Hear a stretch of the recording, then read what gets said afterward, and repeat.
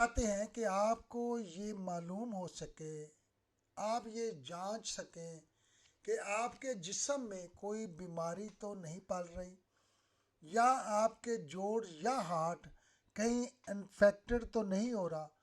तो फिर आपको सिर्फ एक टेस्ट करवाना होगा, एक ब्लड टेस्ट कराना होगा, जिसे हम कहते हैं सी रिएक्टिव प्रोटीन टेस्ट।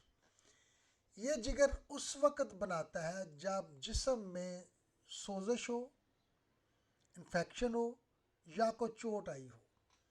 अगर इसकी रेशो 5 से ज़्यादा हो तो हमें फ़ौरन अपने आप का मुहासबा करना होगा और ये जायज़ा लेना होगा कि हमारे जिस्म में कहीं ना कहीं कोई ना कोई बीमारी पल रही है।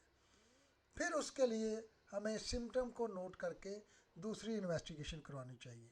और अगर आपका ये टेस्ट नॉर्मल आ जाता है तो आप बेफिक्र हो जाएं कि आपके जिस्म में फ़िलहाल कोई बीमारी नहीं।